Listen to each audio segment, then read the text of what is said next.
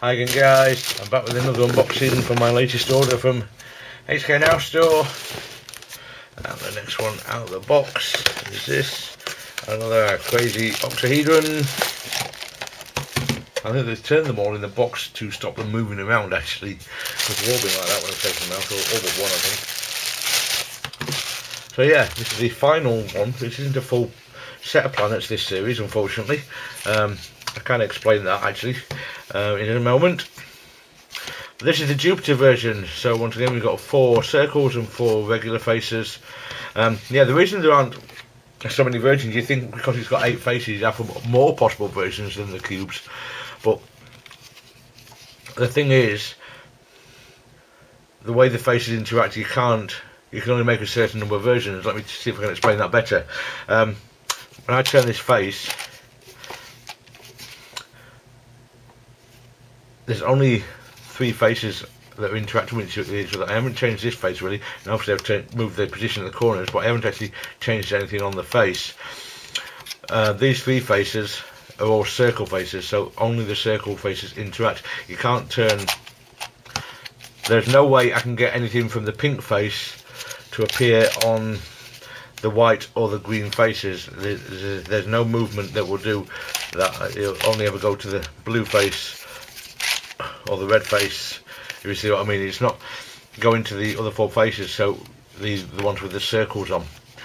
So this actually limits the number of possible permutations you've got with the interactions of the circles. Now I would have thought they might have done something like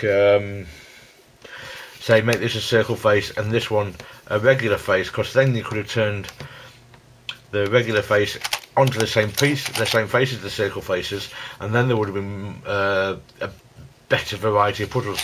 You get that with the crazy tetrahedrons and the crazy no, not the crazy pentahedrons, but you get that with the crazy tetrahedrons. So why they wouldn't do it on this, I don't know. But anyway, this is the Jupiter version out of the box. This one isn't turning too badly actually so far. It's still a little bit catchy. So let's see what we've got. We've got a white face, which is a 0 face, and I'm going to go out on a limb and guess, I don't know, that all the other circles are 1 faces. So let's start with the green. Yeah, that's certainly a 1 face. The orange, that is a 1 face, and the purple, that is a 1 face. I thought as much. The reason I thought that is because if you compare this to the planet cubes, that's how Jupiter was on there. You'd have 1 0 face and all the others were 1 faces. So I suspected that they followed the same kind of naming convention. Well, I've just noticed on this, I've heard about this, but I've never noticed on the other ones on the box. But look at it, I don't know how well this is showing up on camera. I think it looks like it is in the viewfinder. There are very big differences in the shades of white. These, the ones with the name sticker, the one below it, the one between there, and this little inner corner piece there, are all more of a dirty grey than white. And this blue face has all kinds of streaks and things all over it. The orange face has got various different shades of orange as well, like this one and this one and this one are much darker than the others. The purple face has a little bit, the green face is okay. So yeah, I've heard about other people saying about this as well, that the shades, the colours on the pieces vary quite widely, and yeah, I've got the same experience. I hadn't noticed on the other ones. I think it might be because I'm under very bright lights while filming these videos, but yeah, that's again, poor quality control. It must be possible to get very similar shades of the plastic, so some kind of mistake has happened during the creation of the plastic for the molds, or between different batches of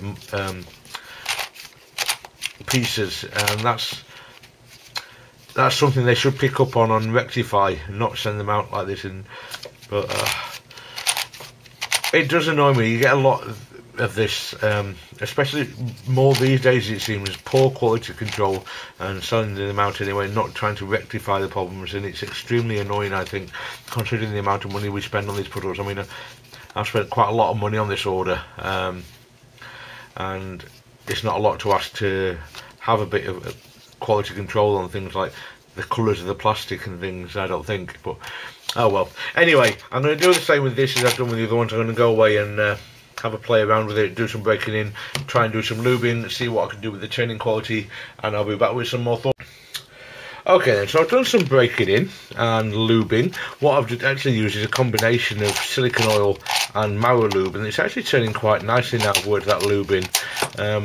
It hasn't taken away the catches in any way. You can probably hear they're still happening, but the actual turning of a side is much better than it was. You can almost finger trick it. It's not something you're going to finger trick at all while solving, but it's actually almost turnable, at least using one finger, which it wasn't before. But you can hear that the catches is still there. I've been having a look around, and I don't think it's due to begin with. I wondered if it was to do with these pieces here not being capped. I thought maybe the little triangle was slipping down inside there, but I don't think it is. It's actually catching on the ridge of the very next piece. That's where it seems to actually catch.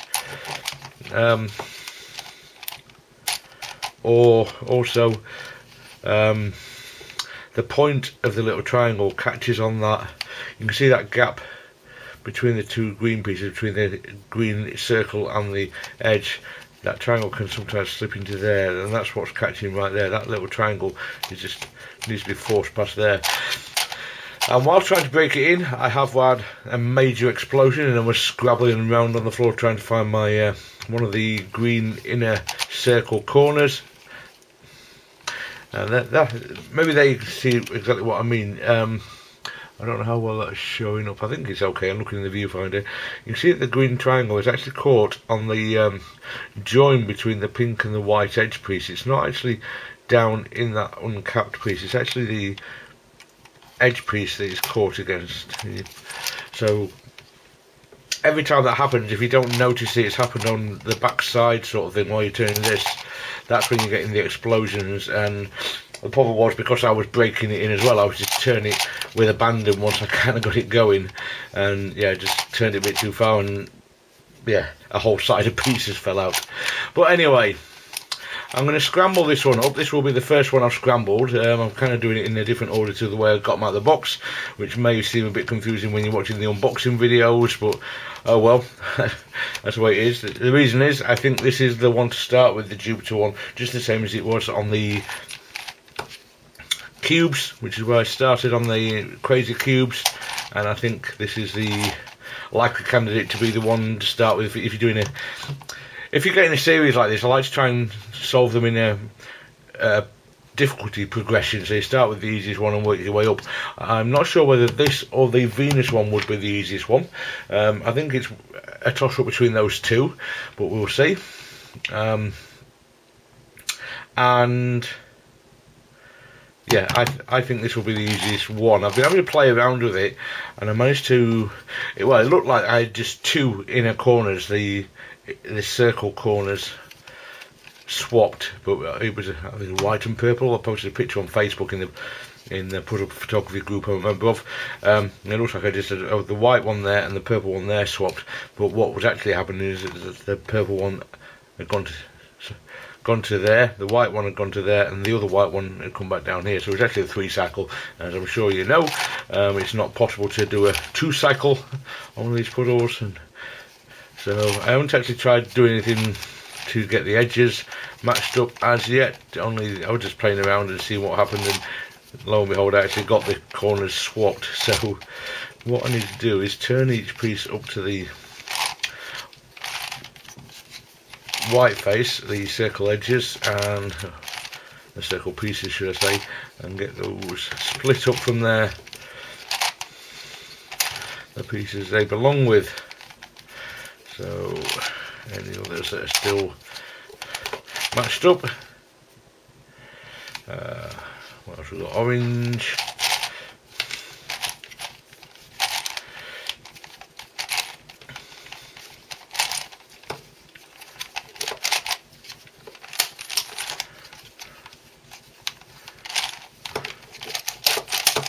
Oop, nearly had a pop then. Need to be a bit more careful, Marty. More green ones that are split up. starting to look pretty crazy now. Pun intended. Where's the white face gone? There. Nope, that's the orange face, numpty. That's the white face with the white centre on it. Fool.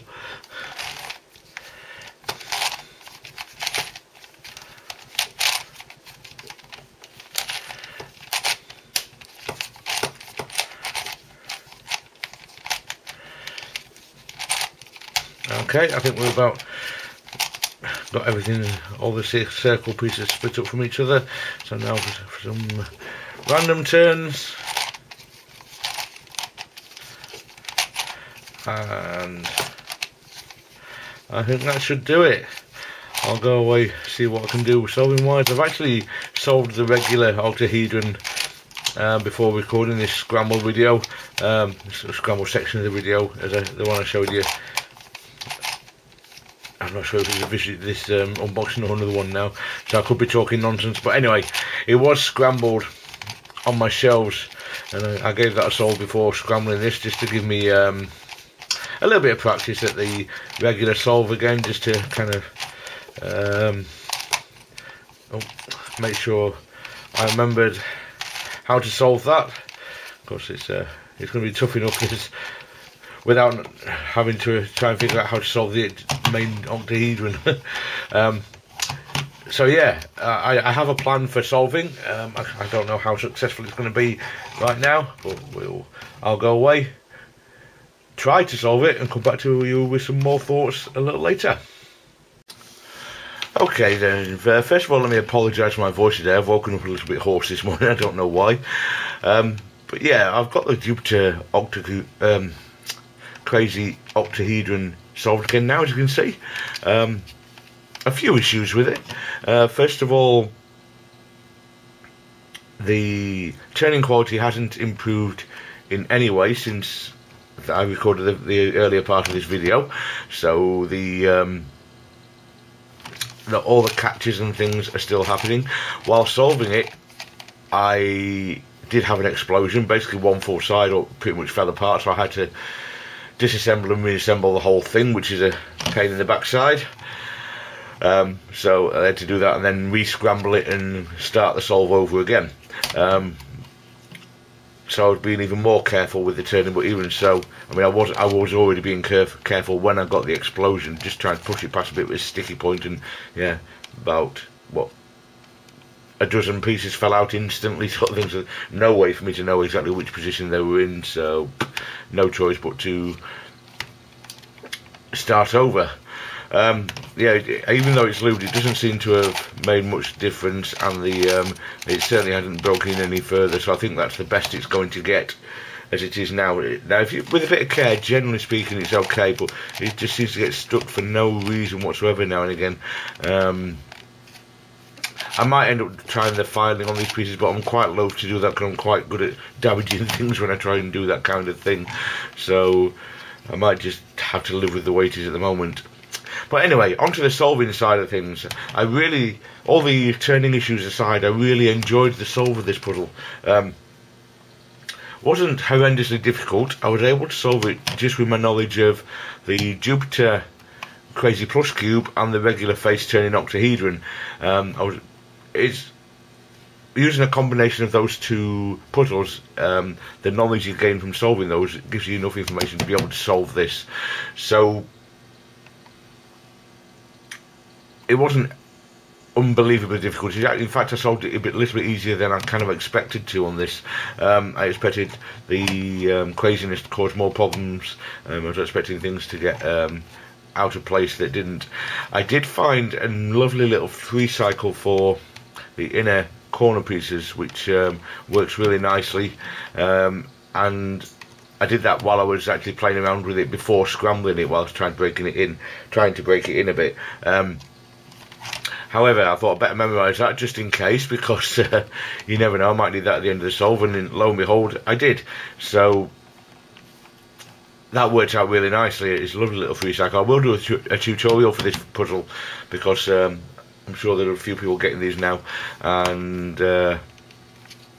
might not be able to solve them. So I will put a tutorial together for this quite soon. But yeah, I really enjoy the solving of it, and the fact that you can just use your previous knowledge from other puzzles. Obviously, I really like that aspect of some puzzles. You know, just being able to, you had to adapt it, you have to apply it in slightly different ways, but you didn't have to know anything really significantly new to be able to solve it, and I really like that kind of thing.